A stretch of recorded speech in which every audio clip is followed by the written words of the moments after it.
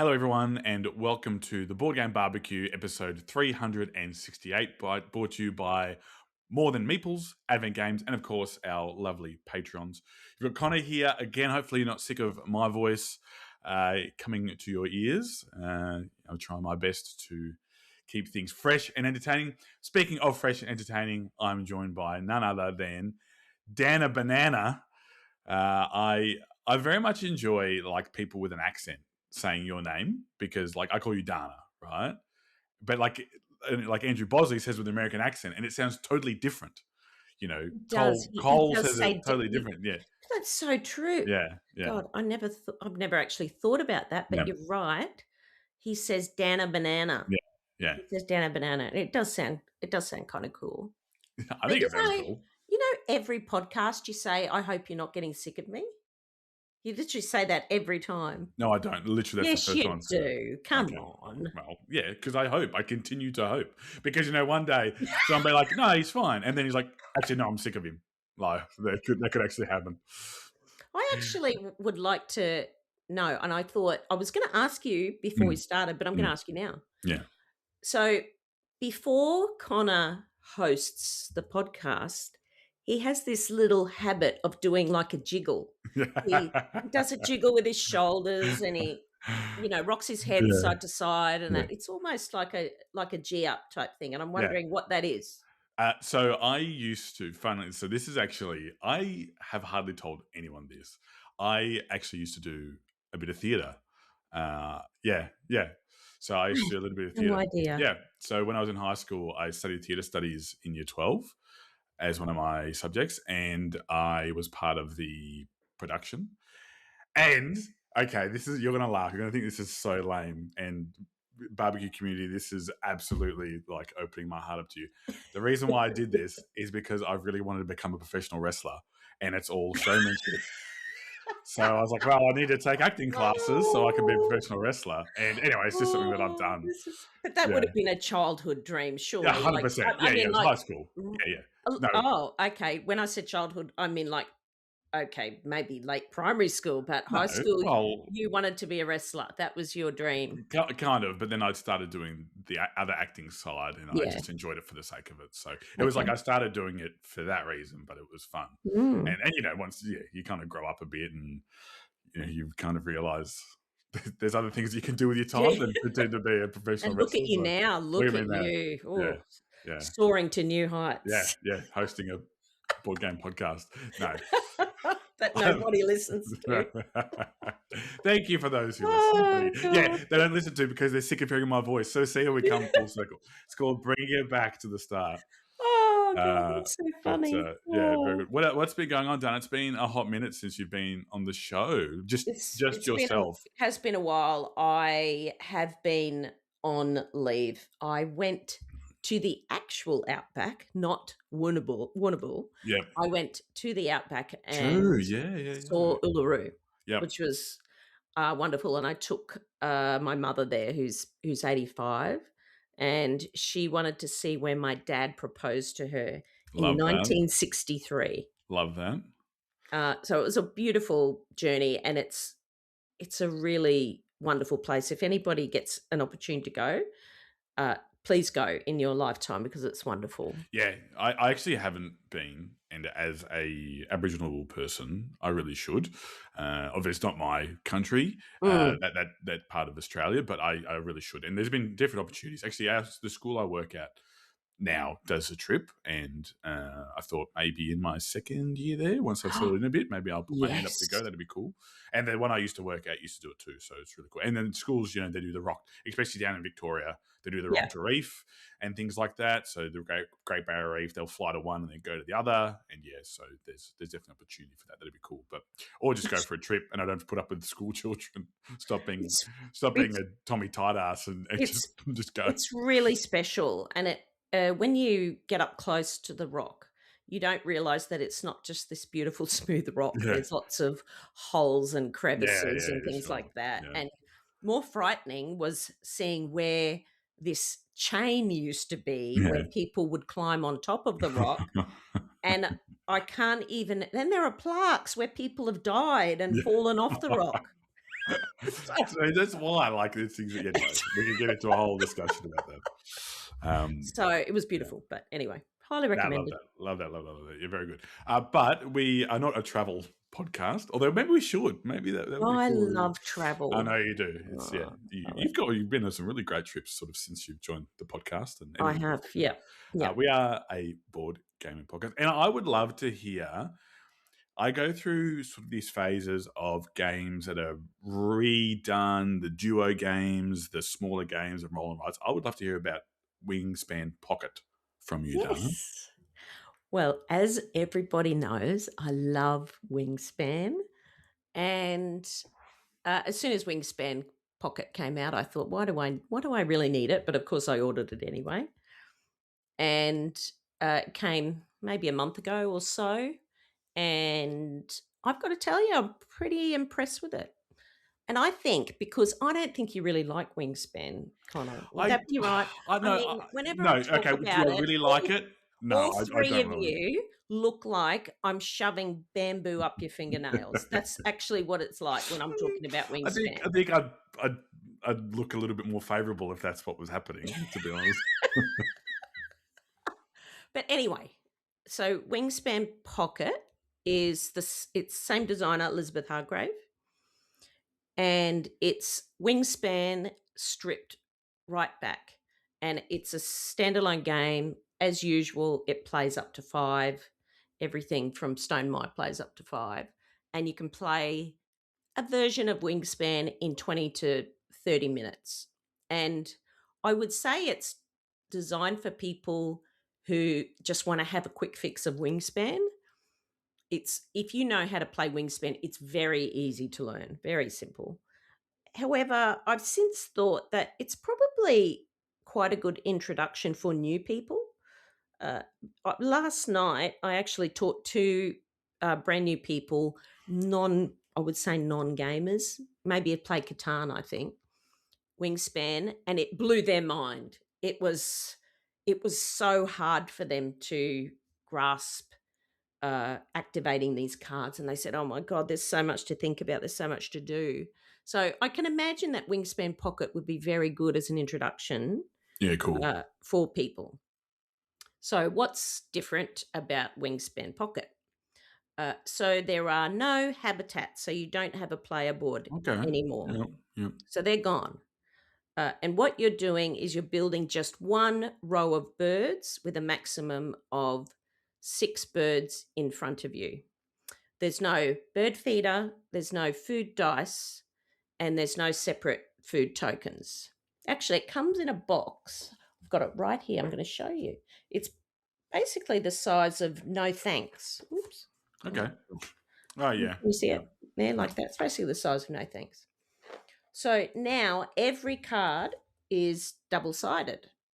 And wow, so do you love a double-sided or up-down-sided card? So So one side is a bird and the other side is food.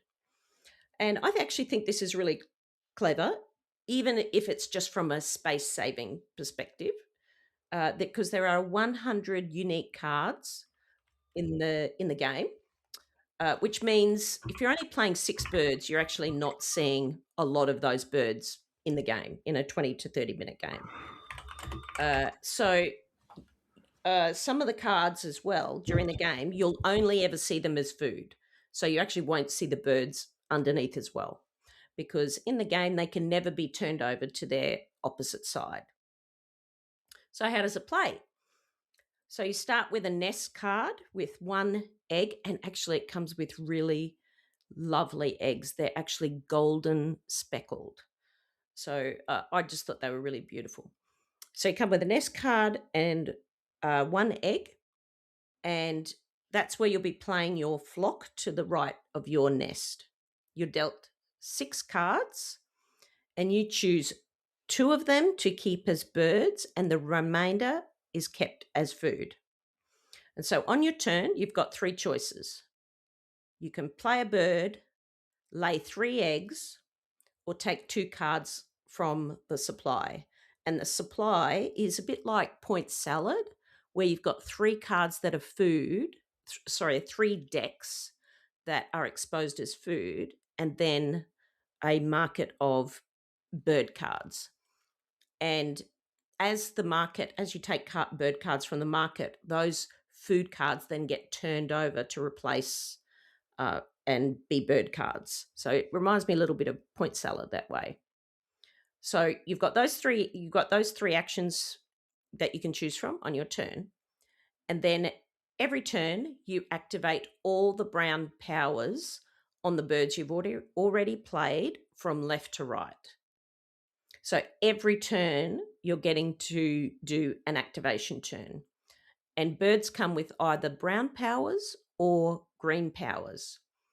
Brown powers are no different to the original Wingspan, and the green powers will give you an ongoing benefit. So it might be a discount on using on playing a certain type of bird, or it might say rats are now wild or something like that. So it's still got the classic feeling of Wingspan and building an engine, but the game itself is really it's just so simple to me and well done, and it's distilled really well. One bird will give you food, which might trigger another bird, which helps you draw another card, and then suddenly this little row of birds, which is only got 3 birds in it, seems to be doing so much. And because your birds activate so often, where you put them in order really matters. So a really useful bird played early can potentially trigger just again and again and again every turn. And so once the game ends, once somebody plays their 6th bird, and then you head into final scoring. And it's very similar to normal Wingspan, where eggs and tucked cards score. Yep. And 25 to 35 minutes and only playing 6 cards sounds too short maybe for some people. But actually, just to get the right amount of food and just make sure your engine is working for you each time you activate it, it's still enough. I think it's still enough. And I actually thought it was really great. I thought it was really worthwhile. Now, it's called Wingspan Pocket. It doesn't fit in your pocket, but it'll fit in your bag. It'll fit in your bag. And it's very, very simple to set up. There's a little expansion module where you can add a couple of end of game goals. And that's it. I thought it was great. I think it's really well done. It's interesting how you say, like, there's only 6. I think sometimes Wingspan can feel a little bit long in the tooth. It can feel like it runs a bit longer, especially when... Is that when the bamboo's going up your fingernails? That's when the bamboo is, like, really stuck in. It's going past, it's getting close to the cuticle, all that type of stuff. But yeah, no, 6 sounds good. So another good number. And then having to work out... So I do apologise, but do you have to play a bird every turn? No. So you've got those 3 actions. So you can lay eggs, or you can get cards. Yeah, and there's no hand limit or anything like that. Nice. So you can wait for that opportunity or the synergy. And I imagine there's a fair bit of synergy between cards. I would imagine. Yes. Yeah. There's some really good combos if you can get your cards. As I said, the order does matter especially because you're doing them from left to right. So the order does matter when you activate those cards. I mean, that's one thing that I'd liked about Wingspan is the combo tasticity and the different synergies between cards. That's quite fun. But yeah, I mean, look, I think it's interesting how you said, there's no habitats, because as someone who likes ecology, I was like, the habitats are great. But I can imagine, like, from a gameplay and thematic, but from a gameplay point of view, it does hamstring you a little bit. I actually played a game that I had seen on Sarah's shelf a couple of times, and I went over there we actually had some board games and some cheese and some wine together. Oh, cheese. So it was fun. Yeah, so I've got your attention. Cheese. Yeah. And Sarah talked about, I had ordered enough I took over enough food to feed a family.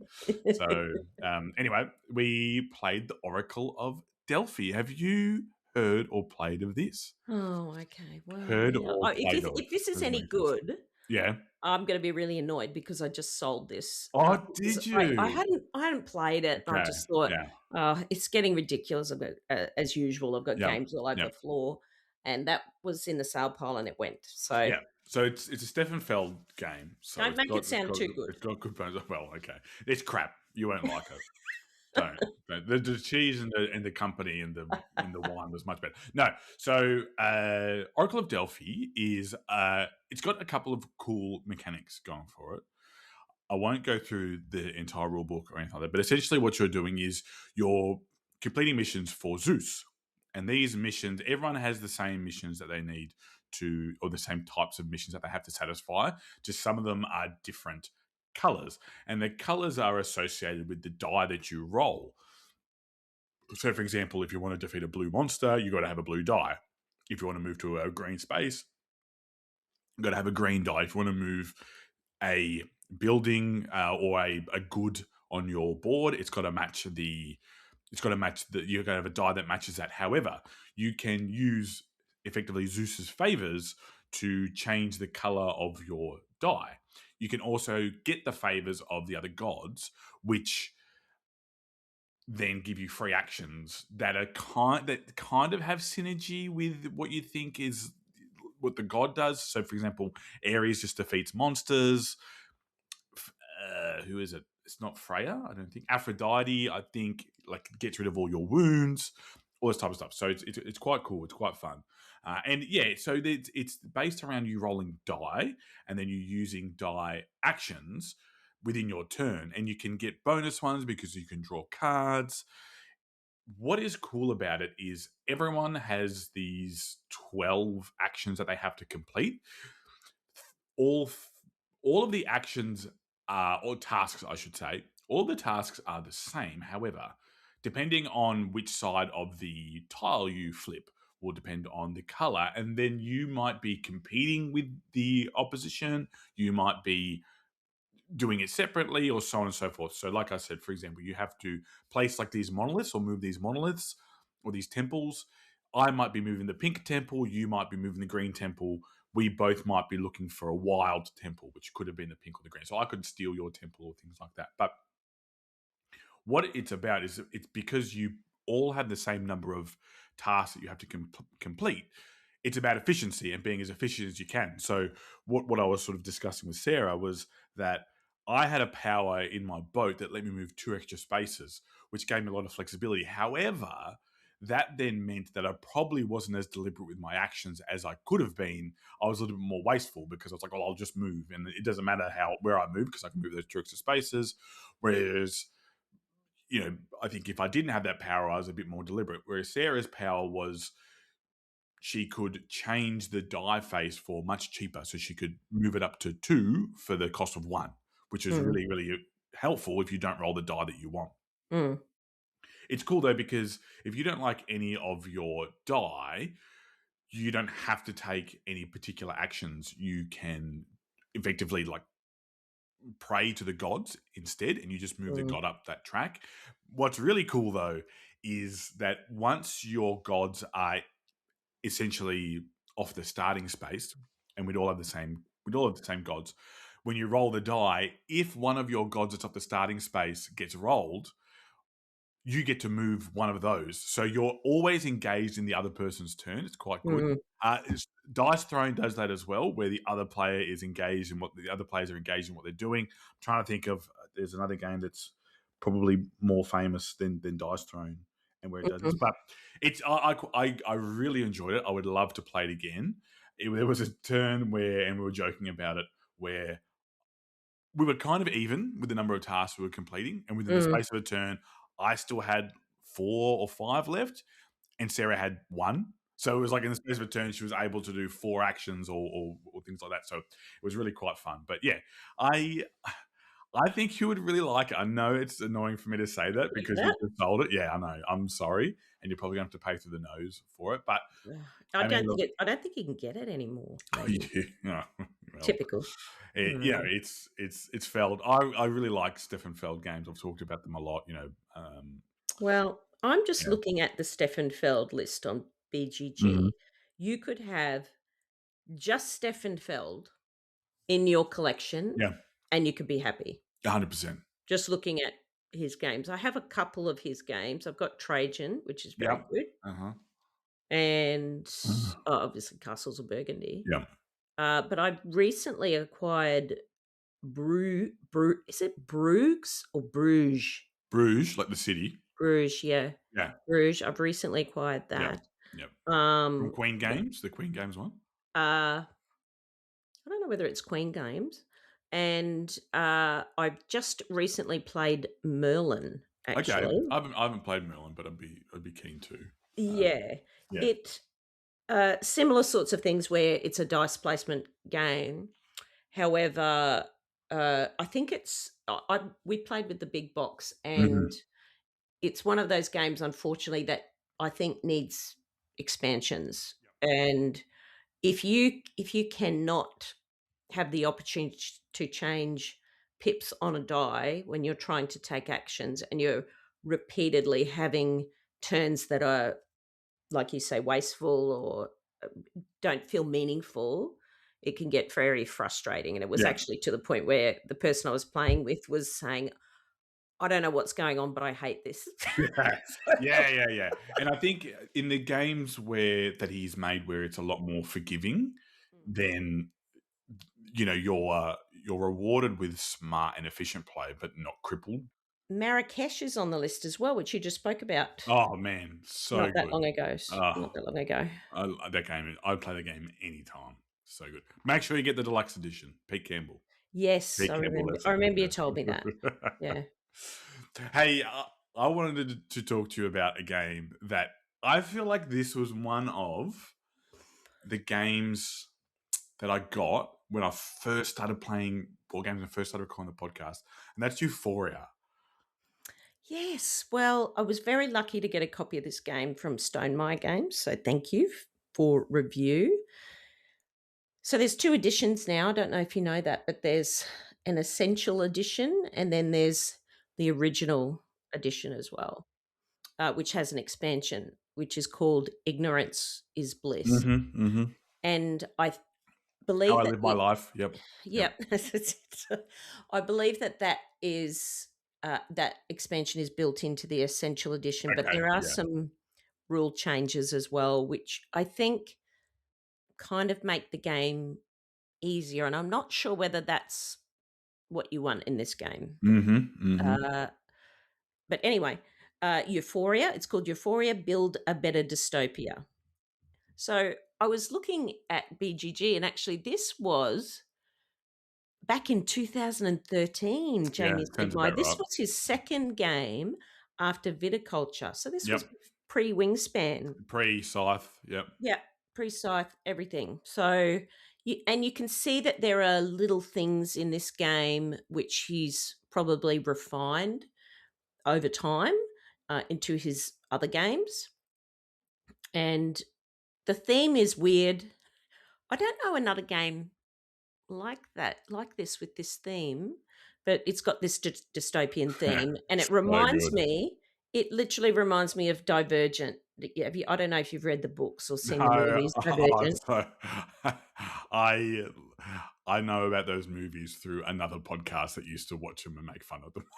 Yeah. Oh, well, the books are excellent, by the Okay. way. The books are excellent, but I do like the movies as well. But anyway, where there are different factions and everybody is completely unaware of what actually is really going on behind the scenes. So that's the theme. You're living in this colorful dystopian society, and you can see that from the board. The board is extremely colorful, very bright. Just quickly, right? So it's funny that you say that, and I have played Euphoria, but that's almost the plot of Red Rising, which is a game that Jamie always wanted to make, and he I did haven't make. played Red Rising. Yeah. I mean, it's not the same type of game as Euphoria, but the whole idea that there's this dystopia and this group of people who live like the perfect life, and there's all these workers that do all the other work. It's Yes. like that, which is so okay. I Oh, just sort of okay. I'd not put the two and two together, but that makes sense. Yeah, anyway, please continue. He must enjoy that type of theme, and even Scythe is a bit sort Mm. of dystopian as well. Anyway, so you're living this colourful life, and you're a middle level manager, and you're trying to um, be successful and take control of this supposedly new world. Except, of course, that not everything is perfect. And so you've got two workers, and you want morale high, but you want your workers dumb. Yeah, it's so good. Completely It's so completely good. dumb. Yeah, yeah, yeah. They It's they such they're an not to excellent have theme. any Yeah. idea. So, their level of dumbness is, recorded in knowledge. So in this game, it's a dice placement game again, and, uh, you're it's a worker placement game, and this is the bit that I really like. So the strength or the pips on your die are not like it's strength in inverted commas. That's how smart they are. That's how much they know. So normally, like in most uh, dice placement games, you want to have higher numbers if possible. But this one, you kind of don't want to have high numbers. So a six necessarily isn't better than a one in this game. So you're genuinely trying to keep your workers stupid enough to remain loyal to you. Yeah. Because if they start getting smart, then your workers go away, and you can't get them back. So you basically lose a worker.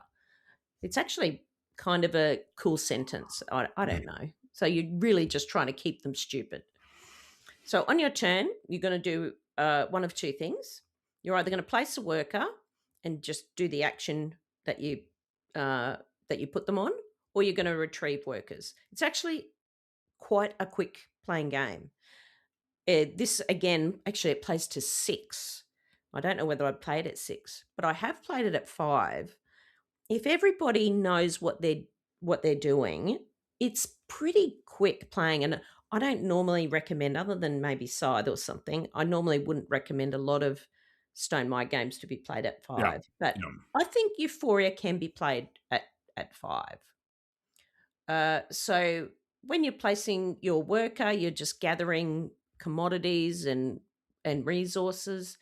You're even digging tunnels to different parts of society so that you can infiltrate other factions. You're collecting old world artifacts that Yeah. show you what it was like before, and you're helping to construct these markets. You've also got these recruit cards. So at the start, you pick a recruit card. You have one face up, and that is who you have an alliance with.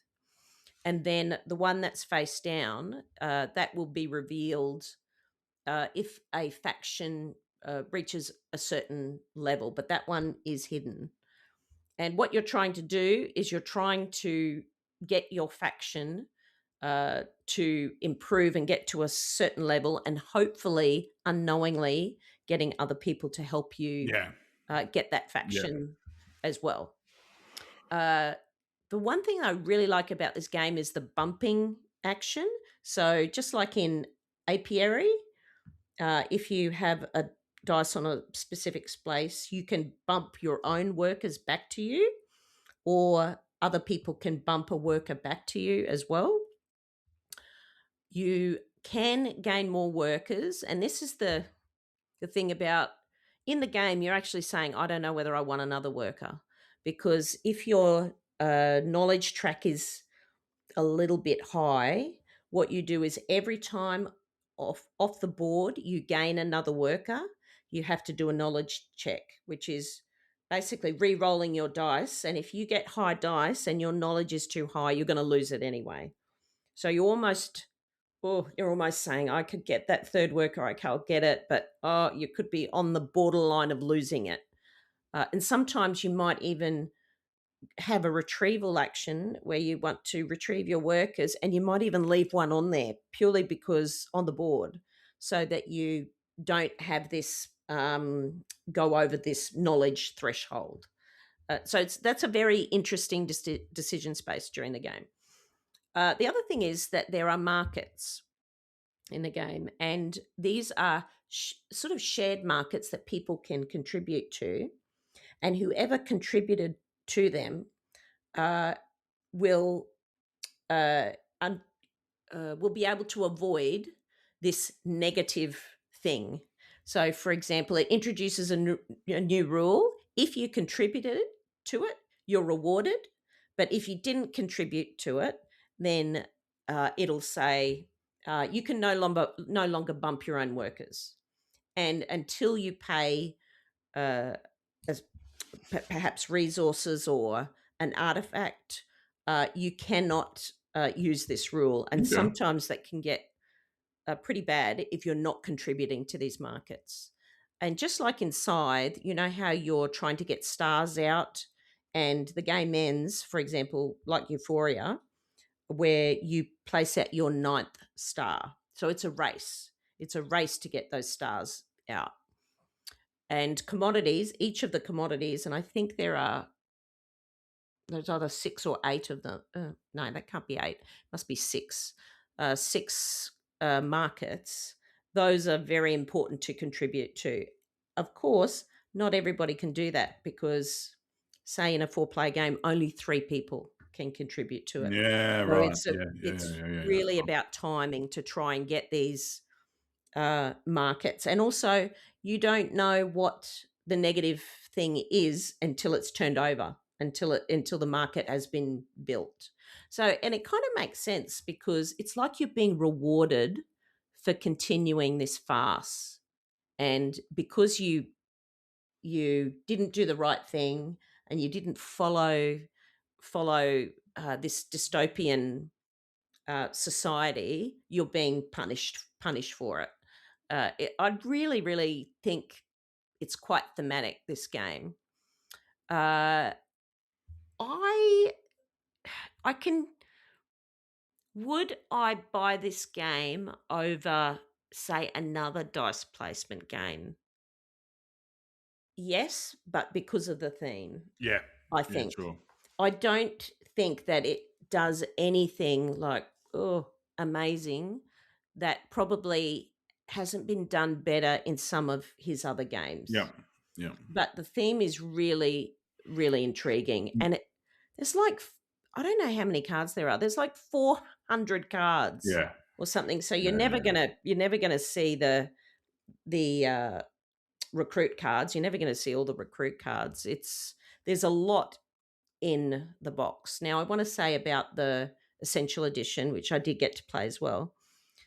It removes certain limitations on where you can place your stars. For example, on these markets, it might allow you to place a second star, or when you're selling artifacts, you can place multiple stars, and I think that detracts from the game. I think it's better when you have to sort of do lots of different things around the board and you don't have an opportunity to focus on one thing. And I did notice when I played that game, I sort of tended to focus on, artifacts, for example. And I think the game was worse off for it. However, it is shorter.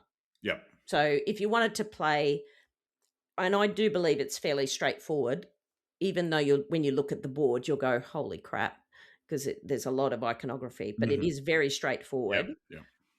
It would play in it could play in 60 minutes for like 3 people. So that's a reasonable sort of Euro game time. So yeah. It's interesting you say about the dice placement, how so probably one of the other dice placement, I guess, games that I hold up the top of dice placement is probably my favorite is Teotihuacan. Oh yeah. And how when your dice gets to 6, it ascends. It's the same thing in Euphoria, right? Like your dice, your workers are too smart and they escape the Yes. They escape the dystopia. They work out. They cotton on. So it's the same idea, and you are working. It's that push pull of, well, I want a more powerful action, but I don't want it to get too powerful because then I'm going to lose the worker. Or I want to make Correct. sure that I've got the other workers ready to go Yeah. to make up for that fact. I think that's a really fun mechanic, and I always enjoy playing with that mechanic in any of those dice placement games that I play. Mm. I just think it's really good because, you get caught. Oh, now my action is becoming more powerful. Oh, I'm going to take the most powerful action I can, and it's gone. Yeah. So what am I going to do next? So, yeah, but it's Yeah. obviously different too because you're not having to feed workers or anything like that. It doesn't have that mechanic, but it's still great. Yeah, I agree. It's such a fun theme. Well, the theme is really good. And in the original game, you also have these things called moral dilemmas. Yep. Yes, And that's right. Yeah, and you yeah, get to pick one thing or another. They've removed that in the Essential Edition, and I think the game is worse for it. But I think they're trying to, as in the name, Essential Edition, they're trying to really just streamline it. I just think maybe they went a little bit too far. Yeah. That's Yeah, my yeah, opinion yeah. about Euphoria, but it's definitely worth playing. It is not as difficult as it seems when you look at the board. It's really not, and I agree with you. The It was board's a mess. when I opened it up, it was overwhelming, Yeah, the and I was like, board's a "Oh my mess. god!" But it's really it's not. But it's that typical. It's got that Stonemaier art, right? The art Yeah, that yeah, sort of that he yeah. had, viticulture and scythe, probably before the Mm, um, the Beth Sobel art. So for mm, Wingspan and stuff like that. But yeah, it's really good. yeah, Uh, I was lucky enough, I have been lucky enough since I moved up to Sydney that obviously got to play lots of games. And one of those guys we talk about a lot is Tom. yeah. And Tom put it to me and a couple of his other friends that I've now become friends with that he wanted to DM a D&D campaign with us. And what we did is we played through the starter campaign for Dungeons and Dragons. So the new starter Mm, campaign that came out, starter box. I'd obviously played a little bit, all of it online, but I never really played it in person. And just so happens, I was very lucky. Like I said, I've now become friends with a few of his friends, so we're all pretty comfortable to sit down and play some Dungeons and Dragons together. We had one of our friends was playing an Orc Ranger. Another of our friends was playing a Goliath fighter. I was playing as a gnome cleric, and probably the funniest was the human warlock who was effectively a granny who had retired. Her husband had passed away at a ripe old age of whatever, and the last wish of the husband was for her to go out and experience the world because she'd been a homemaker her whole life. She mm. had done all this stuff. So Rosie was her name, and Oh, it's Rosie. precious. How So can you not love no, so her? we all loved Oh, Rosie. How unfortunately for Rosie, she was caught up in some shenanigans that I don't think probably I don't oh, know if her husband, as in uh, not sexy expl- shenanigans. no, I no, hope. no, no, as in exploding bodies or All right. stuff like that, right? So anyway, it was a hoot. It was really good. So we did that over maybe four afternoons, which is heaps of fun. And I would honestly, it is such a great set. Like having not DM, but talking to Tom, there is a lot in it, and there was people who had played in-person campaigns. Like I'd played a lot of online campaigns. One of the guys had played a little bit, but was still learning, so it was really good. There was a lot of variety. There's a town that you can interact with, and there is a lot of resources in there, as well as like monster cards. You can show them the monster. There's a map. You can bring your own figures if you wanted to, but there's the map there, and this enemy's there. We were venturing through swamps. We were having encounters in towns. We were helping the townsfolk. I at one point won a drinking competition as my gnome. So I I won the love drinking competition. this. Yeah, it was so much fun. It was so much fun. But we've decided now, so that sort of came to the end. And we decided now that we're going to do a little bit more of a more serious campaign. Which I can't imagine it with you in there. I'm right, I know. So I'm actually going to have to be on my best behavior. And it's going to be in a much more low key type environment where magic is not prevalent. So I think what part of the appeal of Dungeons and Dragons and the role playing in the, I guess, that location and that world is all the casting and all the magic, and we get to play these fantastical races. Whereas this one's a lot more muted, so it's going to be interesting to take part in that. I'm actually quite excited to do that. I play a lot of video games that take part in worlds like this, so I'll be interested to see if I enjoy the role playing. We haven't quite decided which classes we're going to play yet. Tom likes to do what he likes to call like a session 0, where we sit down and we choose our character, we choose our race, we talk about what our characters want to be, what are our goals, and we sort of send stuff to Tom separately from the rest of the group so that he can start to sort of forge that. And we've said, we're not looking to have this big like world-ending, saving the world type situation. We're looking more to have, interactions between people, solving problems that we have to deal with as normal people. And part of me is like, do I want to do that? Like I do that, in my real life. But doing it as a ranger or rogue, where I can fire an arrow or backstab someone, might be a lot more fun. And having the restraint of no magic as well. So yeah, look, I think the beauty of Dungeons and Dragons is that you're not. It's not real life. Oh, back to the old salt mines for me. The Prime Minister some melons. Yeah. That's right. So no, God. I don't think there's not going to be any global embarrassment. I don't think I'm going to have to deal with the Emperor of Japan. Yeah. So yeah, but no, it's really fun. And have you ever been a DM? I haven't. I've actually talked about this. I think I would like to at some point, but I'm just really enjoying playing a character, having a bit of fun. And like I said, I'm lucky. I've got a couple of friends who are really happy to do it. I've got, and there's other people too who I've either played one of their sessions as a DM, and other people who are like, I'd love to run some. So, when my time frees up a little bit more, at the end of the footy season, hopefully, I can hang out with a few more people and play some. But I'm just really enjoying, I've got Shadow Dark going. I've got the one with Tom as well. I'd imagine it's a lot of work. Yeah. It is. Like you'd have to be passionate about it, wouldn't you?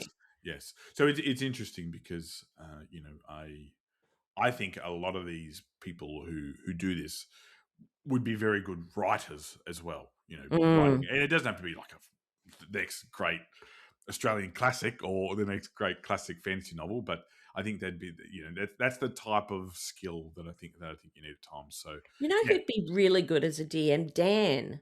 Yes, I agree. I think he would be. Is he in your Shadow Dark? He's in our Shadow Dark one, and I know Dan. I know Dan is also working on some solo RPGs as well. So he's kind of working. So sorry if I've spoken out of turn, Dan, but I know we've talked about that. Secret's out now. Too bad. Like, everyone will be waiting for it. They'll be like emailing. They'll be hitting him up on Instagram. Hey, play on the left. When's the solo RPG coming out? Oh God! But yes, no, I agree. I think you do a really good job. But yeah, I'm happy to spruik role playing anytime. I think it's just great. What is your favourite type of not type? I'm sorry if I'm using the wrong lingo. Class of character. This was sort of like it's D&D, but when we played through Baldur's Gate, so the video game that's based in Dungeons and Dragons. I played as a druid, and I played as a my character was, how can I put this in a PG fashion? He mucked around a bit. Let's just put it that way. He was a womanizer. Well, not just women. Like everybody. So, yeah. And I just made him like really like. It's like you look at him and like, I want to punch that guy in the face. Like I just want to punch him.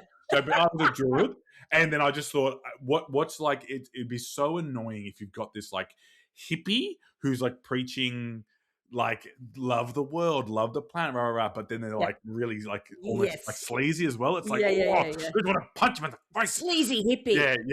So I just thought it'd be really funny. So sleazy hippie druid. If I was to sort of sort of bring that character back, Yeah, I yeah, would definitely do that and yeah, use him because he was a lot of fun. And just playing that campaign as well with Tom, Joe, and Jace was a lot of fun. So I think I'll bring him back. yeah. But yeah, and at one point, like I had like the hair that I had was modeled. It was so. I was just so punchable. It had like long hair, so like really long hair, and it was braided like along the side, like it was real. Just That's a lot of detail. yeah. I mean, Mm, you can pretty much make a character look any way you want in that game, essentially, yeah, yeah. within reason. So it's really fun. So it's really, really. And again, I think I've talked about this before. I can't remember. Maybe when I started, or maybe we've been, or it's on a Patreon episode.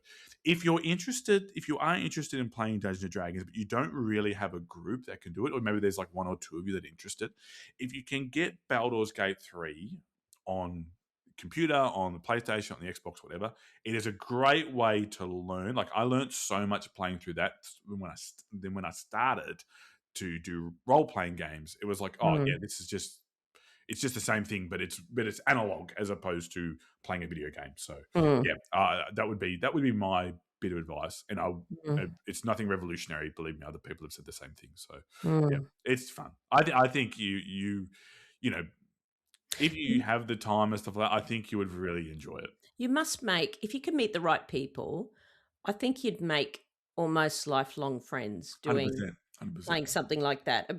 A bit like that Playcon story where uh, the Dungeons and Dragons group, one of the ladies was from Thailand, Yes, and this group had never met. They'd been that's so playing good. D&D for 11 Yeah, years, yeah.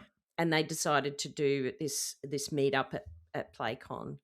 That says something about the game itself and how it can bond people. But yeah. I agree. I agree. Mm. Anyway, enough about D&D.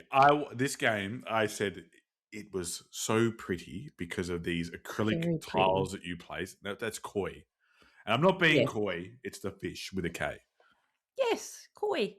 I've got to play koi. It's beautiful. Like the artwork is beautiful. I wish I could tell you the artist, but I can't remember. It's a game a bit like Cascadia and Tang Garden, a bit like that, a cross between the two. And apparently, it's like the successor to a game called Bonsai. Now, Oh, okay. Yeah, have you yeah, yeah. played Bonsai? I've not played Bonsai, but it's one of those games where it could be not super old, but a little bit older, and it was like one of those like great table presence type thing. Yeah. I was actually reading on BGG that the two designers decided that they worked together so well and they loved Japanese themed games that they decided no, they have to just continue working together. Yeah. Right. That makes And they perfect sense. created this game, Koi. And actually, just a fun fact that koi means carp in Japanese. Did you Mm. know that? Well, Carp. I knew that koi were carp. So And they apparently symbolize resilience and love. And so yeah, well, they're important fish. In Australia, they're a pest I was species. going to say So they're very important fish. So, not in Australia, they're not. They're a blight. oh, God. So this is a tile laying game, and you're going to be creating your own 3D Japanese koi pond. Uh, the game is very simple. As I said, very much like Cascadia or Tangarden. You have a starter pond, and then you've got a storage area, and then there's a card market. And on your turn, you can only do one of two things. You can either meditate or work. And so if you meditate, you're going to take a card from the central market, and that will normally give you tiles or coins or fish, koi. Uh, and if you choose to, and you place those cards, if it's a villager, you'll place it into your tableau and you'll be able to activate those later on a work turn. However, and then if you choose to work, that's where you actually start building and putting stuff into your pond. You will take everything that you collect and it must be placed into your storage. before it can be added into your pond. So what you're trying to do is you're trying to place everything so that it scores well.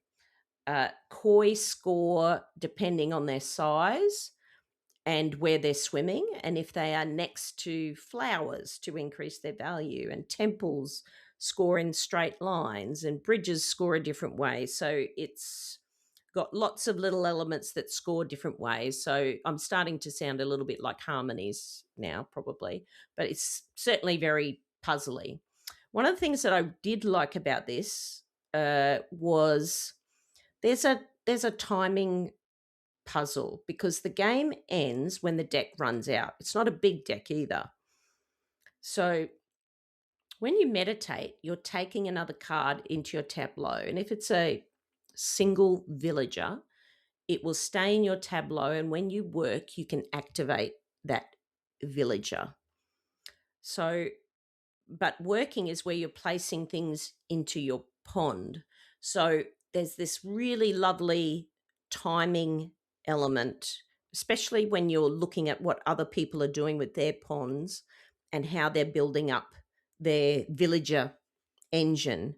And you're sort of thinking, well, do I take this card? I really want that card before someone else gets it. But no, I want to just, I think I want to work and then try and do this first, and then I'll take that card. And then the card goes. Yep. And Yep. And then you sort of find yourself concentrating on this beautiful pond, which has got these gorgeous little gazebos and everything forming in it. And then you realize, holy crap, there's only 10 cards left in the deck. And that is like White Castle energy. Because it's you go, oh my god, there's no dice left, or there's one dice, and I was supposed to take 2 actions. How am I going to do this? Yeah. So I actually thought it was a very, very good game. It was lovely and puzzly. It didn't overstay its welcome. Sorry, it's gorgeous. I don't know whether we were talking about this before we turned the recording on, but the koi tiles are acrylic. Oh, so good. Like, yeah, they're beautiful. That is my kryptonite.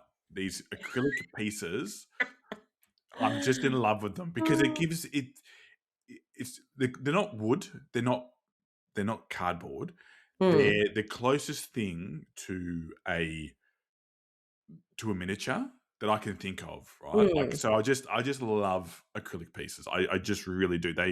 They turn on that, like, magpie part of my brain where I just have to have it. Like, it's just like need that. So yeah, it's really, really good. I would say it's peaceful, but it's not brainless. That's my description. Yeah. Peaceful, but not brainless. There, that's my 3-word description of that game. I think that's a positive review, don't you think? I think it's very good. And I'm not sitting here going, don't make it a good review because I sold it. So that's helpful. Well, that's because I'm having money problems. That's fair enough. I just don't want to buy anything anymore. Can't do it. You hear that, sponsors? Dana needs money to buy games. Just send her games, and she'll review them positively. Yeah, that's it. Yep. Do you want me to talk about one more game? I do. I want you to talk about one more game. Go for it. Okay. Well, I'm just going to quickly mention a game. Yeah. Another game, which I've got all these games. Look at all these. Yeah. They're all like Wingspan Pocket size. Yeah. But this one is called Type Set, or as you're looking at it, it's called Epitets. No, for me, it's normal. It's me looking at it back. Yeah. Sorry. Yeah. I'm looking at it backwards in the camera. Oh, God, what an idiot. Anyway. Oh, no, mine does the same. Just make sure you cut that out. No way. Anyway, so this designer, Jasper Beatrix, has been creating these really lovely size games, similar again to like a no thanks box. And I've got 2 of them. And the one that I've been playing is called Typeset. And it's a bit like Bananagrams and Wordle in a game. And it only goes for 10 or 15 minutes. And I love his games because it's got a rule book, but all the rules, you just open up the box Yes, excellent. and they just sit Yeah. on the inside of the So box good. So good. there so that you can just have it on the table. You know what we'll do? I think I'll take What will we do? I'll take the picture of you holding the box like that, and that can be on the thumbnail. So people go back and be like, "Oh, good." We're laughing. That's what we'll do. Oh God. Anyway, so it's a tiny little word game, plays in 10 or 15 minutes, and it's an old-fashioned theme about typesetting, and you're putting together words for a printing press one letter at a time. But it's okay, Wordle, a push your luck Wordle, maybe. That's how I would sort of describe it. So you've got a little dry erase board, Yep. and you've got a lovely little cloth mat, and you've got a bag of tiles. Mm-hmm. And each turn, you're going to pull out a letter. And on your dry erase board, you've got this grid where you've got to be placing your letters. And you must decide where, as it's pulled out, you must decide where each letter goes. The catch is that your letters can only go from left to right. So you might your first letter that gets pulled out might be a T. And you might think, okay, I'm going to try and make the word train or something like that. By the way, you're trying to get the longest word in this. You're trying to get long words because they score better in this game. So you might be making the word train, but then of course the next person pulls out an X, and you're thinking, well, what am I going to do with this X? Tyrannosaurus Rex. Yeah. That's it. Yeah, but you've got. I think it's a 5. I'm thinking it's 5 by 7. I can't quite remember how many are in the grid. But there are ways that you can get wild tiles. You can do that. You can also get access to vowels as well. But what you're going to do is in the first round, you're going to pull out 5 tiles, and then anybody after that can just pull out if they want to. They can say, I don't want to continue any further. Because if you go into the next round, you're going to pull out another 5 tiles, and you must place those letters. And then you're going to get penalised if you have words that do not make sense. Okay, so like the whole thing with Azul, where if you can't place your tiles and Azul goes in the negative spot. Yeah, cool. Yeah, well, there are errors, but if you have a word like bunga, I hope you didn't say something in a language that offends someone else. Oh, Lord. We'd apologise. Let's say it's 7 letters long. You were trying to make something or 7 letters long. You're going to get all the negative points. You're going to get a whole bunch of negative points. Yeah, makes so sense. It's a bit of it's got this push your luck element. The cloth mat has how many of each letter. So as you pull out a letter, you'll place this cloth mat. So you know, there are no S's left. There are no S's. I know there are no S's. So I'm going to have to change tactics. There are rewards if you try and use like the letters J, X, Q, and Z. For example, you might get a wild tile, and and you keep going until everybody decides that they don't want to continue anymore. And then you get scores. You get points for reaching certain positions in this grid. The longer the word, the better.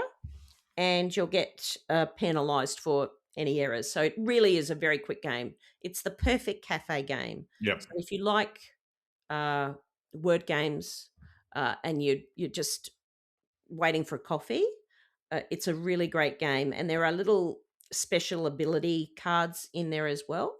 And you can use that up to 3 times. And there's quite a few cards in there. And they're also very thematic. They're about typesetting. The old, you know, typesetting. Yep. I do. Yeah.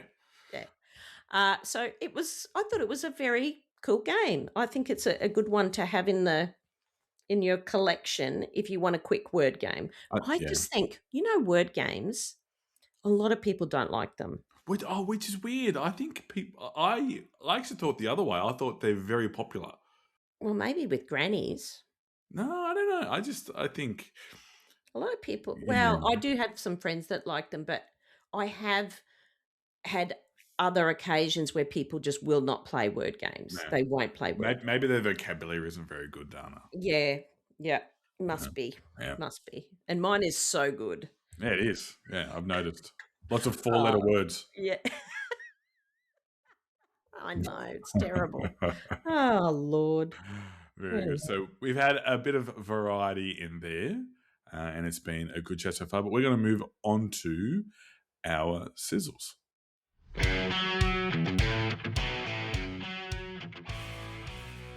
Are you looking for your next game night obsession? Head to More Than Meeples, Brisbane's go-to destination for board games, TCGs, and everything tabletop. There's even a great selection of toys, puzzles, and collectibles to satisfy the big kid in you.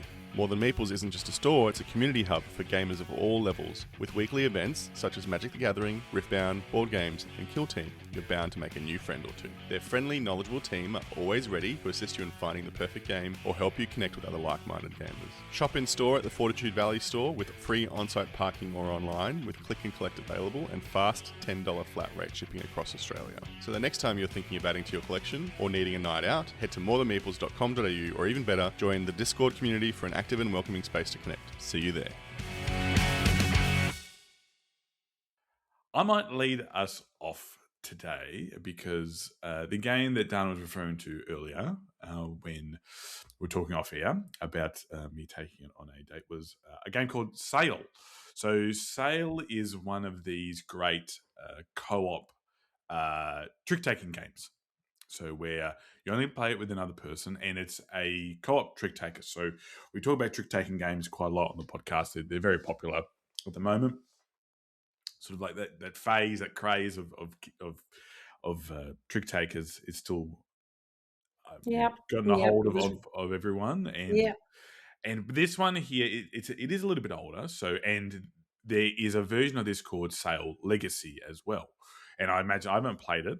It's a little bit exy, I think, for what it does, as from what I know. But essentially, what you're doing is you have a hand of cards, your partner has a hand of cards, and you're trying to navigate through a series of obstacles that are not randomly set out. They're set out in a particular order based on the stage that you would like to complete. And there's going to be several stages to move on. They get progressively more and more difficult. But essentially what you want to be doing is you want to be moving your boat together without talking and without explaining or giving hints in typical like trick taker, no table talk type setup about how you want the boat to move. Now, what you also get to do is swap cards with your partner as well.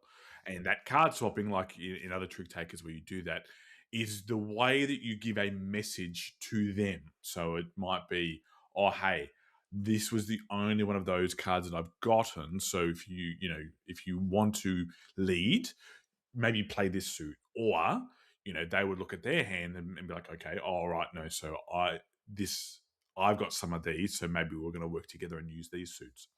And you winning tricks, you want to spread that between the two of you. So you don't just want one person winning a trick, because what happens is that the boat will move in the direction. So what you do is you sit either side of the board and the boat will move towards you, potentially if you win a trick.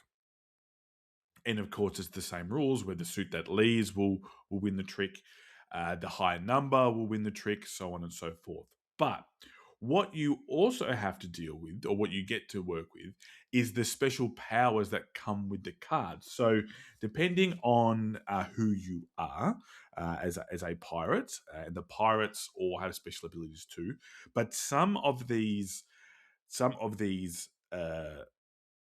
abilities are based on you playing the same symbol as your partner. So, for example, if you both play a wheel, you will move the boat in the direction of the person who wins the trick. So there's this symbol where it's the boat and then the like a championship cup, and that means that you move it.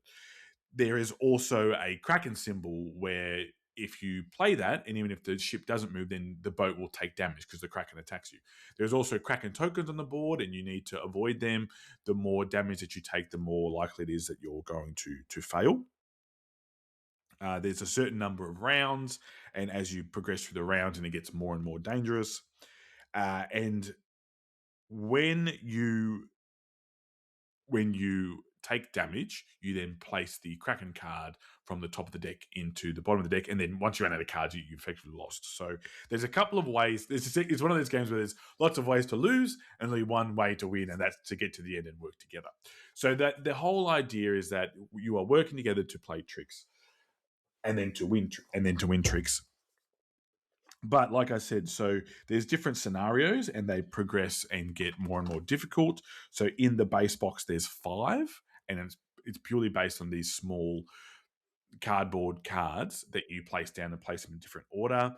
There is a storm where if you don't pass the storm, or the storm catches up to you, then you have lost. So you got to get past it. And like I said, so there's also different abilities for the boat captains. So depending on which captain you get, there might be a different ability. So for example, there might be someone who, if they play 2 of the cards with the Kraken and the wheel, they actually get to move 2 positions as opposed to none. And a lot of these are based on you being the winner. So for example, when you win the trick, you advance the ship with 2 wheel icons of the same number. You may advance the ship straight. So that's good. So if you win it and you've played 2 of the same number, so even if it's not the same color, you still get to move the ship. When you reveal a face down card by playing 2 cannons, you may reveal 2 cards and choose one to apply instead of the other. So by playing the cannons as well, which is an important part, you also then either get to move the ship forward for the player who won the trick. You can move the ship straight forward 1 space. You can place the card on the bottom of the Kraken deck, so it's like you're attacking the Kraken. And another one is you get to flip another card. So there's cannon actions based on the characters that you have. And all this type of stuff. It's really, really good. It's really, really clever. And like I said, there's a legacy version. There's enough in this one though for you to. It's very quick, and the scenarios are hard. So I mean, look, I say they're hard. That probably doesn't mean much to most people because I suck. But yeah, I think it's one of these great co-op games. If you like trick takers, there's a whole bunch of these co-op trick takers at the moment. You know, we've got things like The Crew, Lord of the Rings trick taking game. I'm trying to think of other ones off the top of my head. As well as these competitive ones as well. So yeah, I just think Sail is a great 2-player game. It's one that I've enjoyed every player that I have played. And I would recommend it, like you said, if you were looking just to have some time with someone and you don't want to spend time with that person, whether that's a date or you're just hanging out or whatever. I think it's a great game to play. Why would you take this on a date? It's a limited communication date. Because you want to see if there's a connection, like chemistry between the two of you. Ridiculous. I didn't say it was a good day. No. And also, we both know I don't make great decisions. Yeah. Lovely to meet you. Let's play a game. You can't talk. Yeah, can't talk. No, but you can talk about other things, just not about the game. I suppose. Yeah, I suppose. It's a good point. Yeah. That's right. It looks very pretty, and once again, of course, I got it on the shelf, not played it, and I think this would be a great 2-player game. I actually wasn't even aware it was a 2-player game. So your problem is, Dana. The reason why it's unplayed. What's my problem? Is you are so popular that you can't play 2-player games because everyone wants to play games with you. I wish that were the case. Hey, we can't all have a bromance like you, Tom. Oh Lord, no! But it looks great, and it is. It's a lot. It's a lot of fun. I think you'd really enjoy it. Yeah, I think it's right up your alley. So yeah, good one, Conor. Thanks, Dana. Are you proud of me? Yeah. Thanks. I'm so proud of you. Good. So I've been pursuing this emotion a long time, Dana. So tell me about Pursuit of Happiness. The Pursuit of Happiness. This is an older game, and maybe some of you who are new to the hobby have not even heard of this game because it first came out in 2015, and it's had a whole bunch of expansions on Kickstarter, and including with some delivery issues and things like that. But you can actually get the big box now with all the expansions and mini promos and whatnot. And I think that this is a game, and someone said this to me, so these are not my words, but this is a game about stories. This will create stories that you can remember. So the pursuit of happiness, the easiest way to describe it is it's basically the game of life for board gamers.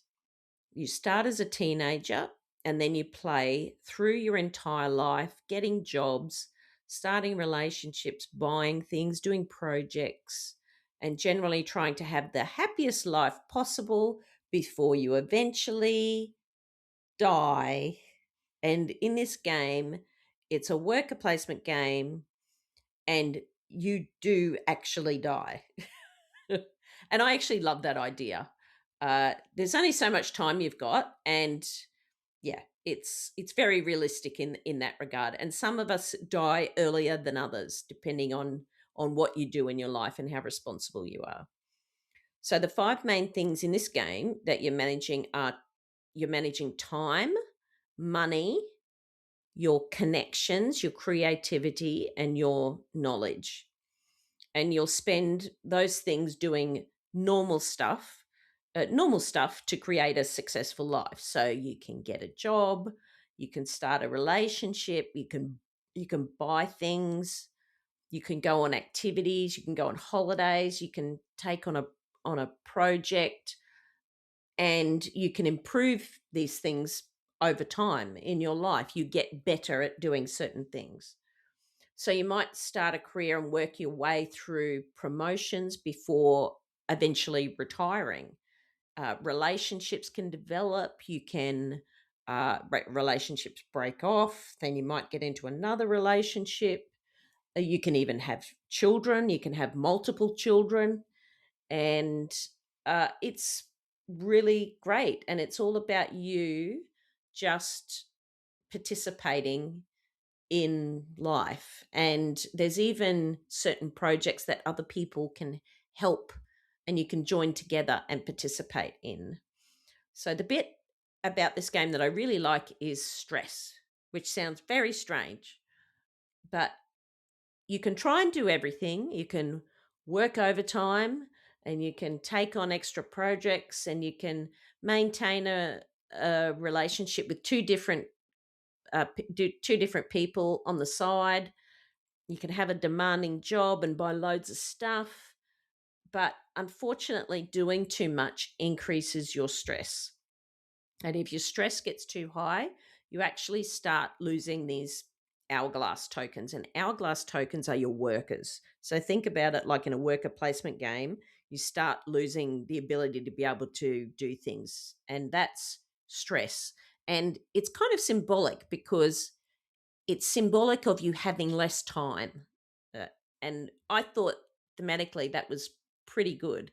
And eventually stress can lead you to shorten your life, which is possibly the most depressingly accurate board game mechanism ever. Hang on. You gave me a hard time about in a fantasy world having some close to real life problems. This is literally a board game about real life problems and living a life. Well, the thing is that if you were having problems, let's just say you might be having relationship problems, you could choose not to do that. You could choose not to do that. You could change your life. Work. I'm going to go That's it. I'm going to focus on windsurfing. That's what I'm doing in my life. So I was just going through some of the cards. Some of these are hilarious. Oh God! One of the ones that I saw was on the reality show, and it's like you can just be a sleazebag, and that gives you like one like strategy. Short-term happiness. Yeah. Then the manipulator.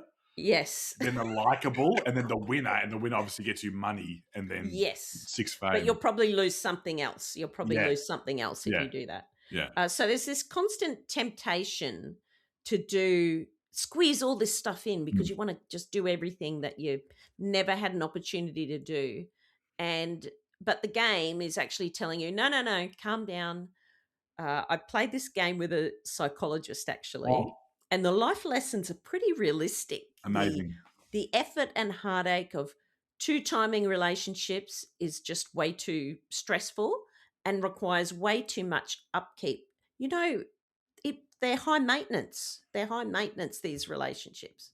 So if you're working long hours, you lose time, you've got lots of money, but now you're at risk of dying from a heart attack, and you don't even have time to travel unless you quit your job and just focus on a hobby or something like that and live in a cabin somewhere. So the whole point of the game, though, is to get happiness. So you're trying to get long-term happiness, which is essentially victory points. But there's also short-term happiness. So this is the temporary happiness that you get from things you've done during the current round. So maybe you walked the dog and then did a flash mob. I mean, it's actually quite... You're walking the dog and the flash mob was happening, so you joined in. Yeah. But it's quite good because some of the things that you can do, I can see that they've tried to put things in there that are quite modern, like a flash mob or something like that. So I think it's quite good. So what happens is you get this short-term happiness, and what that does is it means that you can pay less resources for upkeep of your job and family if you can have short-term happiness. It means you're happier, you're more chipper, and then you can take on more things. So if you have a particularly good decade, you can generally have a nice, easy life. But if you have a miserable decade, well, everything just becomes harder. So it's pretty accurate, really. It's really is the story of life. And I like even that they have different options as you age. So you start off actually as a teenager. So you actually can't get a job and you can't start a relationship as a teenager. But then you go into adulthood and you can do whatever you like. You could go to Tibet and live with the monks. That's one of the things you can do. You could try windsurfing, like I said. You could buy a pet hedgehog. And I'm not joking, Connor, the hedgehog dies. No, I don't like this game anymore then. Yeah. Not if the hedgehog doesn't die. So the pet hedgehog shouldn't die. I mean, if you've had it for 40 years, it's probably going to die. That's a good innings from a hedgehog, I imagine. They are small mammals. They don't have massive lifespans. That's God! But the game ends when everybody's dead.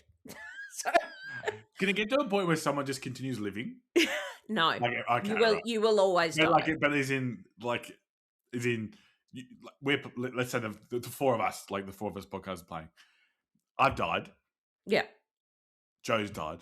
Yeah. You died. And yours just continues living. Pretty much. That's what happens. Okay. But it ends very quickly because you start getting like normal stress from health problems and this and that. And then there's only so much you can do. Yeah. You're just barely hanging on.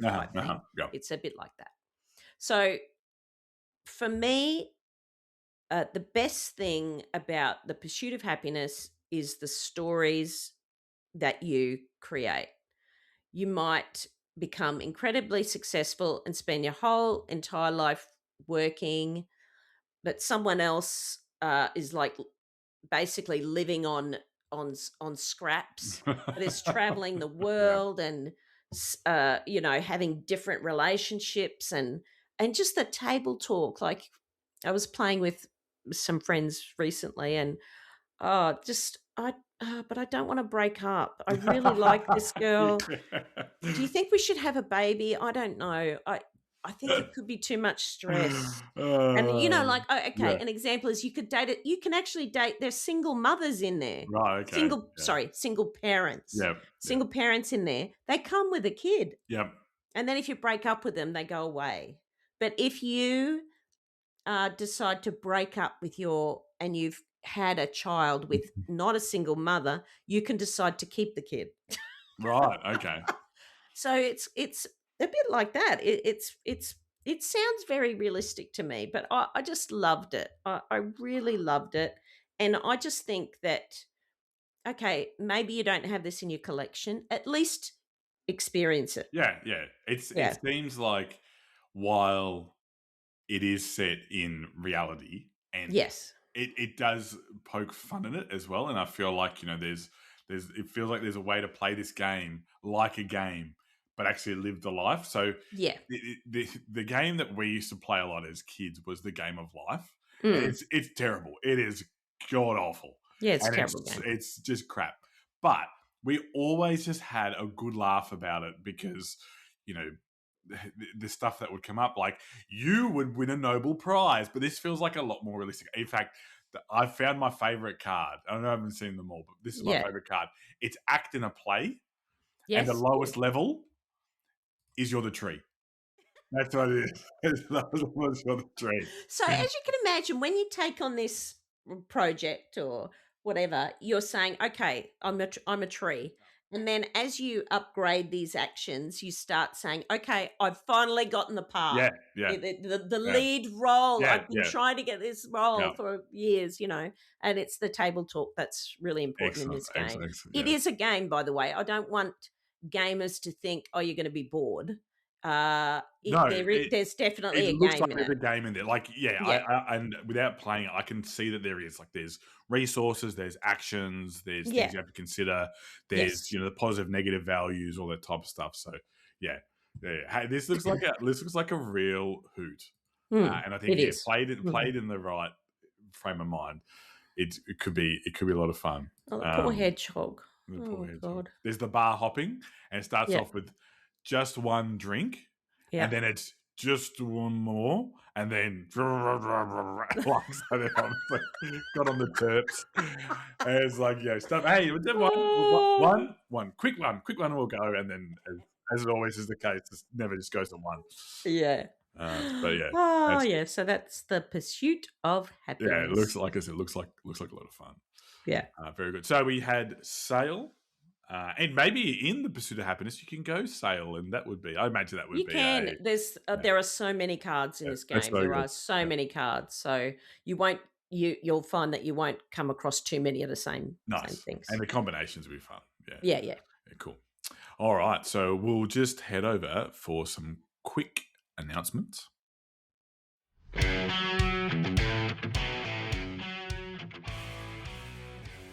Looking to round out your Garthel collection? Head over to garthel.com, where you can find titles from across the Garthel range and finally fill those gaps on your shelf.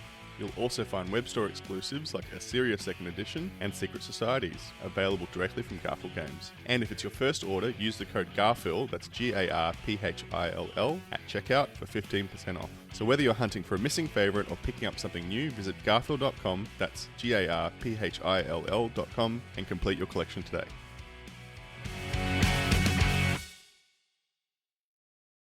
So probably the big announcement is the barbecue is back at PAX this year again for 2026. Dana will be there this year. She missed out last year. I hurt my back last year. Hurt your back. So whatever. Don't do anything. I'm not doing anything. Yeah. Don't let Sigmund, when I come into work, I'm doing nothing. Yep. No hurting backs. So myself, Dana, and Joe will be there. If you see us, please say hello. Jules will be working tirelessly. I would say bother him, but maybe don't, because he is doing his job where they're having a bit of fun. If you would like to catch up with us while we're there, get in contact. Or maybe if we just see you, we have a quick chat. We definitely have to have like an outing or something. Yes, there will be news for our patrons. We'll have another Patreon pub crawl. Let's do a pub crawl. When are we going to do a pub crawl? Oh, I don't know, but that would be fun. That would be really fun. But when? Well, I don't know. Thursday night. Okay, done. You didn't like my venue. You didn't like the venue I picked. Oh, no. I was just. I just want to create stories. That's all I want to do. Right, okay. Yeah. You did miss out last year, so that's fair. Yes, I did. I get that. Yeah, cool. So, PAX. That is the 10th to the 12th of October, I believe. or the 11th till the 13th. It's the 9th to the 11th. Oh, the 9th to the 11th of October. There we go. Yeah. I'm glad we got that. So, yeah, we'll be there from Friday to Sunday. And then, and we'll have 1 or 2 post-PAX episodes to go through as well. That'll be excellent. But, yeah, looking forward to that. And, of course, stay tuned for some new members joining as well. So stay tuned for that. That's very exciting. We can't wait. This is really, really exciting. Yeah. Because I'm really sick of listening to you. Finally comes out. Well, bad luck. I'm pulling rank. I'm going to be on every episode going forward. No, I'm not. I'm really not. Oh, No, God, not at all. No, but I'm excited too. I think it's going to be a lot of fun. And so stay tuned for some socials and hopefully some new voices on the episodes soon. It'll be great. This episode is brought to you by Leader Games, proud sponsors of PlayCon for 3 years running. Leader Games are the publishers behind modern favourites like Root, Ahoy, Fort, and A Vast and Mysterious Manor. Games known for memorable table moments, clever design, and rewarding repeat play. At Leader Games, they believe that games bring people together, creating fun, engaging experiences that welcome all kinds of players to the table. Whether you love asymmetric strategy, clever card play, or just discovering something different with your gaming group, there's a Leader Games title waiting for you. Check out Leader Games at leadergames.com.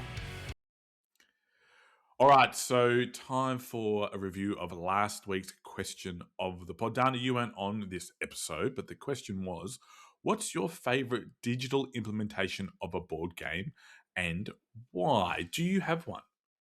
I have several. You have several. Hit me.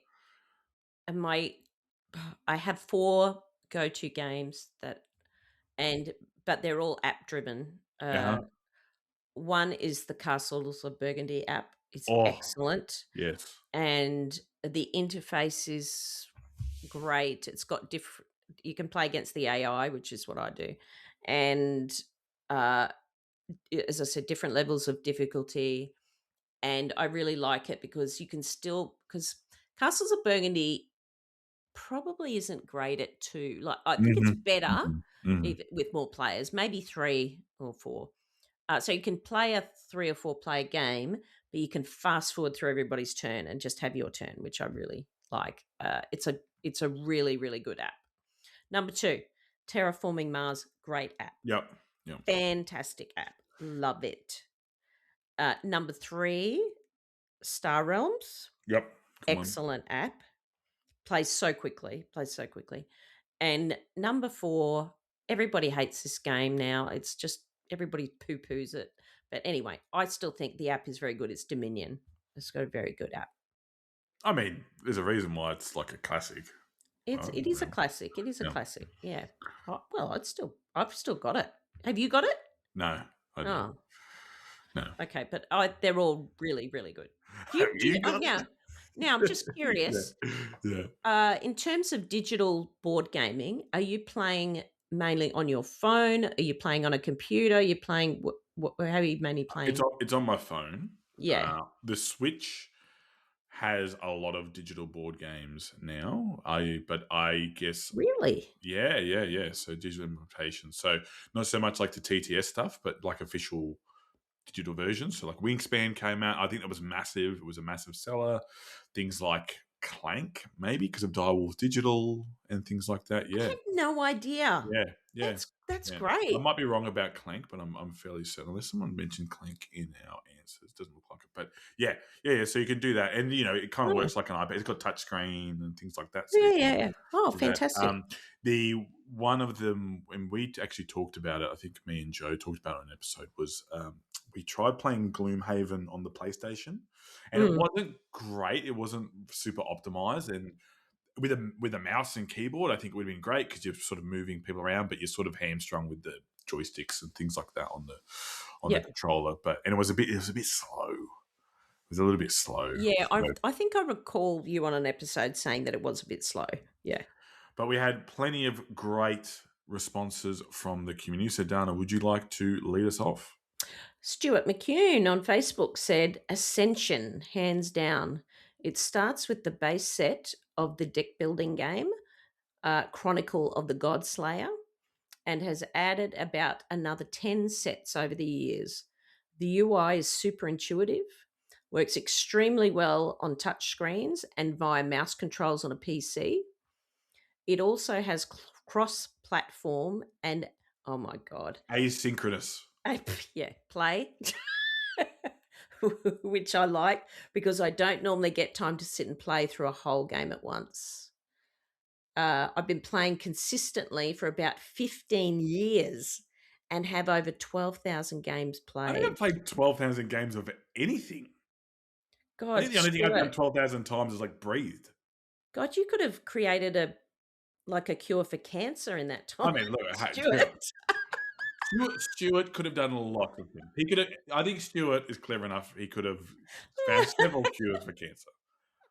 Me, on the other hand, I did like 12 lifetimes. So, hey. Oh God. Adam says, I love the Foreteller app, especially for the Isofarian Guard. Yeah. I think those apps like Foreteller also has one for, might be Oathsworn. And it's fantastic. It's so good. It's narrated by one, I think I said it on episode, it's narrated by one of the actors from Game of Thrones. And it's just like, it's dynamite. So good. Yeah. He says, I'm excluding TTS, Tabletopia, and BGA, plus anything similar. I can't settle on one. Sounds like he's indecisive.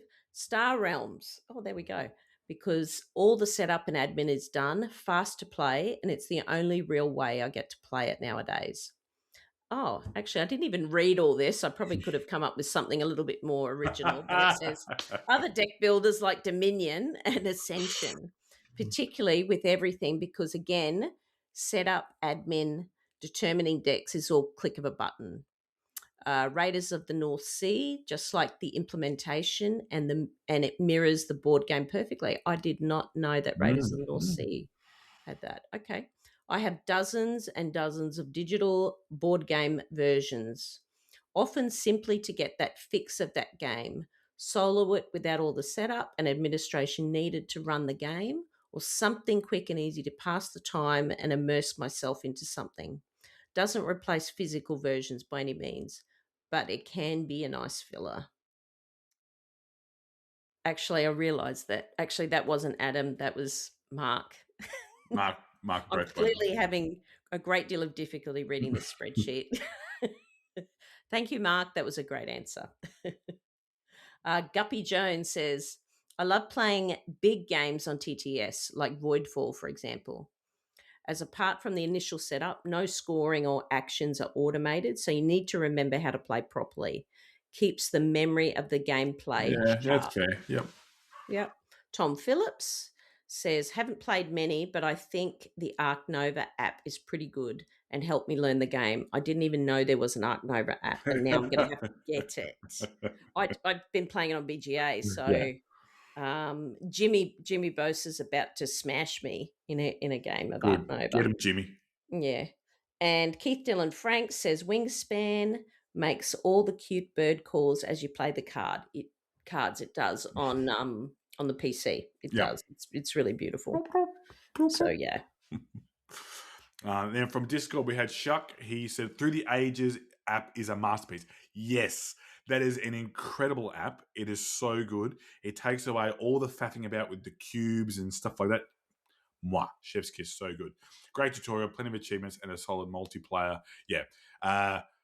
Is it Vlada Shavatel? Is it a Vlada game? Through the Ages? Oh yeah, yes, I think it is. So I can't. I know the word you're talking about, but I can't pronounce it. Yeah, he's in the app. It's so funny. It's great. Yeah. No, Through the Ages, amazing, so good. And another funny game where actually there'll be a memory thing that we'll talk about a bit later. Barbary says the only digital version I play is Ticket to Ride. Love it, and it's so easy online. I find most digital versions hard for me to follow. Need to really have a great grasp of the board before I can play online. Yes, my process I go through is that I generally don't play a digital board game for the first time playing a board game, if that makes sense. So I like to have played the board game first and then play it as a digital version online. So most games on BGA I would not have played I would not have played for the first time on BGA. I would have played in person first. So yeah, I agree. Yeah. Rays, or as we know him, Mark, I certainly was going to have TTA in this list, so tabletop. Through the ages, I should say. Dune Imperium is also an excellent digital adaptation. Anything done by Direwolf is generally pretty good, including Clank. Also, special mention to the digital adaptations for both Gloomhaven and Frosthaven. Both are very, very good with far less setup. Joe on the episode mentioned Root, so it's also a top tier adaptation. The positives for a lot of digital adaptations is a lack of setup, the ability to play solo, and the speed of AI making decisions, both in taking turns and rule interpretations. Yes, I agree with all of those. Jonathan says, my favorite adaptation on BGA is A Feast for Odin. I've never felt I needed to own it due to how it plays on the digital version there and how it solves multiple pieces all over the place issues for the game on the table. That said, I'm highly considering backing the Danes from everything I have seen there. This is a good one. Run JMB says, just this question alone makes me think of Blood Bowl. So, Dana, do you know what Blood Bowl is? We sell Blood Bowl at Yeah. So Blood Bowl, look it up. It's fantastic, and it's virtually a video game that you play as well. Yeah, it's a miniatures game. The animation of your favorite player score a bone-crunching tackle on the opposition's best player and ends up seriously injuring or killing them is just insert evil laugh, wicked fun. And then you score a star player points, which could level up your player. Such fun. Yeah, it's really good. I was watching a couple of my favorite YouTubers were playing through some Blood Bowl championships. It was very entertaining. And then Rorge says, my favorite game would have to be Scythe, the app. A New Zealand friend and I play online with a few bots and smash out a game in 40 minutes. That is good effort. Yeah, it's very good. The game looks and plays great. My preference is always on the table. Yes, I agree. Of course. But sometimes it's like a microwave meal. Sometimes you just need to punch something out quick, get it done. You can't always have a roast dinner. Sometimes it's just got to be microwaved. I've always got 10 games on the go with BGA. I just forget. We had a couple of games when Dead Cells released, and my God, I was just terrible at keeping track of it. I was like, sorry guys, you're waiting on me, aren't you? I think it's become like a habit, like smoking for me now. Every time I pick up my phone, I look at BGA to see if I've got something happening. What I need is an app on my phone that lets me know that, hey, you've got a turn to take on BGA. You can have notifications. Can you? BGA. Yeah. Okay. All right. Yeah. Cool. You probably don't need any more notifications, but yeah. Yeah. But all right. So our new question in the pod. I like this question. Dana actually came up with it. What game gives you memorable moments and why? So I've talked about this a couple of times. And I think it's more like it's one of my favorite game moments, and that's Quacks of Quedlinburg. It always just has someone who pushes the limit, someone who gets ahead of themselves, or someone that breaks the game and is like their pot isn't completely full. Whatever it is, whether it's someone bursting or someone draining their bag, is just like hilarious. One of my all-time favorite videos that I have is when my dad came to visit me in Warrnambool before he passed away, and we were playing Quacks of Quedlinburg, and we're egging him on to keep going into his bag, and it was just like, and even when he didn't burst, he was just carrying on. It's just a memory that will forever live in my mind. And I just love it so much. On a bit more of a sillier note, Through the Ages does this, and it was interesting. You talked about the stories that games can provide, because I remember playing a game of Tapestry with my family. And I don't know if you've played too much Tapestry, but essentially what can happen is you build these civilizations. Yes. And you can bypass certain technologies.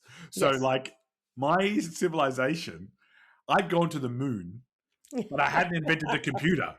Or I was still on basic math. And it was just that silliness because I'd stolen my sister's technology. So I'd stolen the ability to fly to outer space. Yeah. I hadn't progressed into calculus. Like, it was just so dumb and so funny. And by the end, we were just comparing and coming up with these ridiculous stories. So I think that also, those types of games, I think civilization games tend to do this the funniest, or those lifestyle games. Yes. And I don't mean lifestyle games like as in it takes over your whole life. I mean like where you're portraying something that's a bit more mundane. Yes. I think because it's like this, all that silliness that you've got to do. Like the game where you've got to spend all your money. It's like, I'm going to buy a horse. What in a horse? I don't know, but I've got to spend it by this. What's that game called? I've got that game. It's Vladimir Sushi game. Yeah. You got to spend all your money. It's like Brewster's Millions. Yeah, board that's game. what I was thinking of. Brewster's Millions. Yeah. So, what about you? What game tends to give you the best moments? Number one would be Telestrations. I mean, I've had such a good time. If I could relive this Telestrations game that I had with Mark at the table, that would just be so awesome. I think Megs was there as well, maybe. I think Megs could have been there too. But that's just awesome. And we're still talking about it now. And I don't know how long ago that was, 2 years ago or something. We're still talking about it. Anything to do with push your luck. Like, I tell you what, I've got a lot of stories just from Flip 7. Yeah. How someone was at 100 points and managed to get, X, Y, and Z. And I tell you what, the stories that come out of a big shout out to Flip 7 with a vengeance. It's very good. Yes, I agree. Yeah. It was, you played it, didn't you? I played it at PlayCon. It was much better than I thought it was going to be, like 100%. And I was like, okay, whatever. But yeah, it's really good. It's fantastic, and the stories that come out of that as well, because there's a lot of ways where you can really screw with people in the game, and it's fantastic. And the other ones are like hidden trader games. Oh yeah. Ones that I can think of are like Dead of Winter or something like that, where you don't know that there's a trader, and suddenly you're all going back over the game, and you're trying to think, but hang on, I said this and you said this or whatever. I just I've got a lot of good stories from Dead of Winter. I think Sparky the dog, the Wonder Dog. I think a couple of answers coming through for this may be Nemesis. I think that'd be of course, yes, of course, Nemesis, for sure, definitely. Yep. But as per usual, it's not up to us, it's up to you guys. Let us know on Facebook, let us know on Discord, on Instagram, what game gives you memorable moments and why. What are they? Let us know. Tell us some stories. They're always good fun. Speaking of our community getting in touch with us, of course, you can join our Facebook community, follow us on Instagram and Twitter. And if you would like, you can become a patron by going to patreon.com/boardgamebarbecue. Sign up and get access to exclusive podcast episodes, events like we're talking about. We'll have our Patreon breakfast before PAX. Maybe even look at doing something on a Thursday night as well. Might be a bit of fun. Please get involved in the Board Game Barbecue Discord. We would love to see you there if you haven't already. There's always chats going on, whether it's about games, whether it's about sport, movies, TV, video games, all a whole heap of stuff. And of course, we have the pit for our exclusive podcast Patreon members. All the links are in the show notes. All right, Dana, give us that sound effect. Oh, I'm not ready. Hang on. Sorry. Okay. I wasn't ready. Oh my God. It's getting more and more unhinged each episode. You almost went into the Terminator song. I'm still going. You're interrupting. Sorry. Just petering out. Little embers still burning. So we're going to talk about what's got us fired up. Dana, what's got you fired up? I don't know whether you could use this for fired up, really. It's too cozy. It's called Cozy. I'm starting the Cozy Stickerville campaign. Well, I'm not. Well, to be honest, I've actually played the first one, but the first segment or whatever. But we are working our way through the Cozy Stickerville campaign, and this is something that you would probably not be interested in. However, I am. Yeah. Why would you? I can't imagine you working your way through the sticker book and putting stickering your little farmer in that used to be. So my grandma used to get us sticker books like every Easter or Christmas or stuff. That was one of the most fun things to do. It was putting down stickers. I mean, I was 7 or 8 years old. You're an adult and doing it? I know, but yeah, I suppose. No, I have heard really good things about this. Yeah. So, and it's from a lot of my friends who have who have younger children. Here we go. Oh my So God. yeah, no, but it's it looks like a fun time. You're right, it's not my thing. I think My as you thing. become older, you become dumber, and that's my problem. Oh God, I fear for older Conor then because it's not much lower to go. No, I'm doubling up, but that's because I finally have clarity. I finally have a time that this is going to begin, and that is our Oathsworn campaign. We're going to start it. We have a date. It's locked in. Who's playing? Who's playing? It? It's going to be my husbando Tom, Maddie, and Harry. So we're all jumping in. Oh my God, this game is so good. I like it so much. I love it. I live it. I like it. It's just so good. Combat's fantastic. When do you find time to do all this? You've got a D&D campaign. You've got Shadow Dark. Then you've got normal board games. Then you've got this. What, like, do you live like a normal life? No, I really don't. When are you doing the cleaning? I clean myself, thank you, but it's a small apartment, so I don't have to clean that much. I don't know, like hour and a half on a Saturday morning. I don't know. Oh God! If only to live your life, man. Yeah. I'm even thinking of getting a Roomba, so I have to do even less cleaning. I was going to say there is no room in your life for a girlfriend. Oh God! Yeah. But I have time. But yeah, that's going to be a whole lot of fun, and looking forward to it. So yeah, and that brings us to the end of the episode.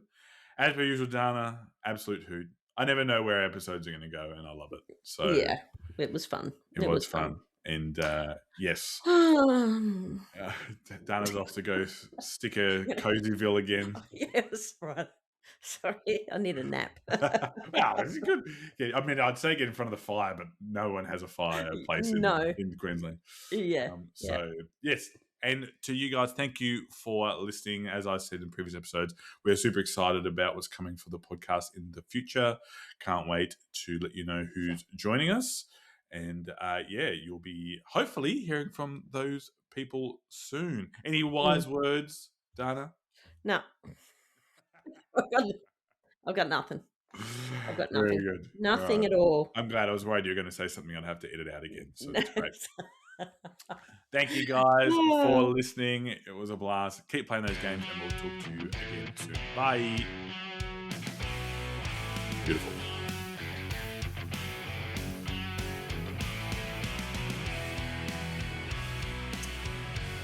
What was I just going to say? I am using this. It's going to secret segment. I'm going to bleep you out, and I'm definitely going to use it. I don't even know what I was going to say then. I was going to say something about Wingspan. Forget it. I don't know. I can't remember what I was going to say. What was I going to say? I was going to say... No, don't laugh. I don't know. Anyway. It's F-bombs. Anyway. Excellent.